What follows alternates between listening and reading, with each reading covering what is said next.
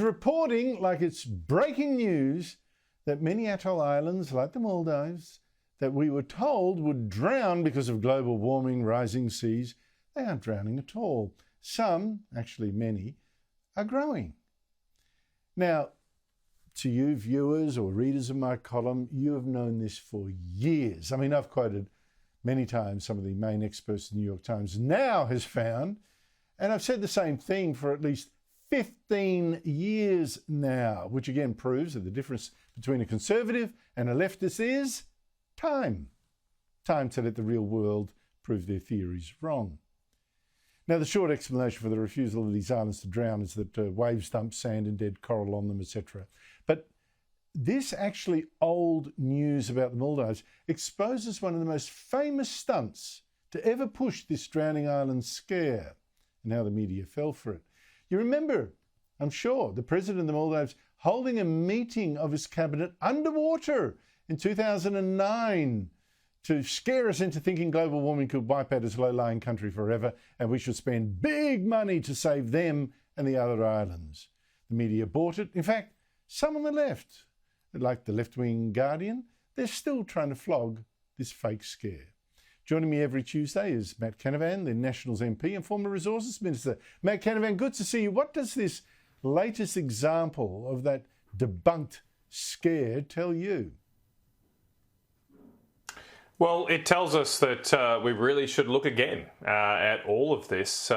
We're constantly told that this is the science, that the science is in, but when you dig down on this scare campaign of what was global warming, now climate change, or sometimes extreme weather events, invariably it is based on computer modelling, on projections, on predictions, very rarely on what actually has happened. And what has actually happened is that the models, the predictions of particularly the alarmist climate scientists have been proven to be wrong, and very, very, very wrong. And that, Andrew, is like what real science should be. Real science should be about making a prediction, testing a hypothesis against real world data, and if that data contradicts the hypothesis, then you throw that out.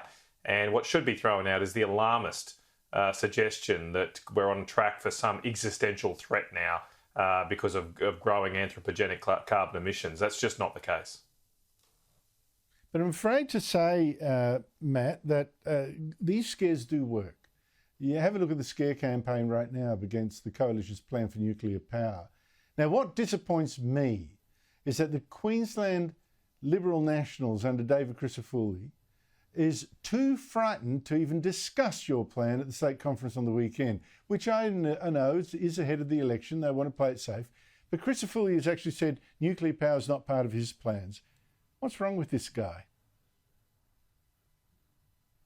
Well, look, I might leave that to others, Andrew. You put me in a difficult position. Obviously, I have a different view than David Crisafulli here. I think our energy system desperately needs reliable sources of power. I mean, one thing that David Crisafulli is going to do is make sure we get that coal-fired power station going again. That's important. So he's talking about that. He actually mentions the word coal, which is pretty rare among political leaders right now, and I think we need that for many, many more years. But we do have emerging gaps. Admittedly, for David, those gaps are more emerging in New South Wales and Victoria, more imminent in those states. He's not planning to be the leader of those states. And we do need leadership there to show, well, what are we going to do if these coal-fired power stations do go out of service? How are we going to replace them? We can clearly see that wind and solar cannot replace these power stations without the large-scale loss of thousands of manufacturing jobs and escalating power prices for Australians. So we have to think of other ways. I think Peter Dutton deserves credit for showing some courage here.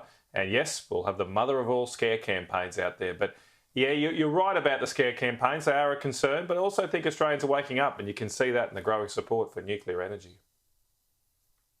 Well, I tell you what, I worry about the quality of the debate here, though, Matt.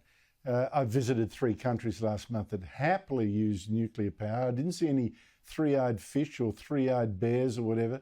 The CSIRO, our top science body, has come up with, in my opinion, a completely dodgy report claiming nuclear power is much more expensive than it really is.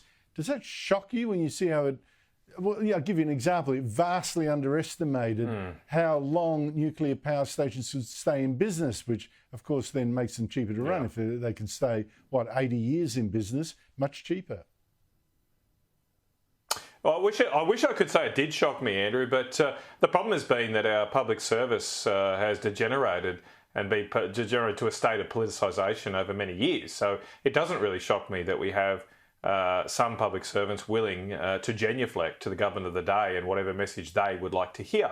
They've become used to that. The days that our public service would provide frank and fearless advice to their ministers or to the general public are long, long gone. That just doesn't happen anymore. And that is sad, and I think a real weakness in our institutions compared to what was there a generation ago. But it's just very hard to find any of that courage and leadership across the public servants. And unfortunately and sadly, the CSIRO are just the latest example of that. I mean, you compare the CSIRO's conclusions. Again, their conclusions are based on modelling, on projections, not on real-world data. It's a bunch of assumptions and inputs into a spreadsheet.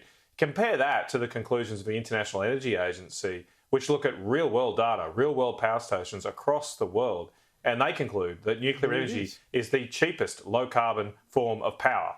And I've never seen the mainstream media press Chris Bowen on why is it that the international agency that looks at all of these things across the world has a vastly and diametrically different conclusion than the CSIRO, who are not really investigating the real world at all.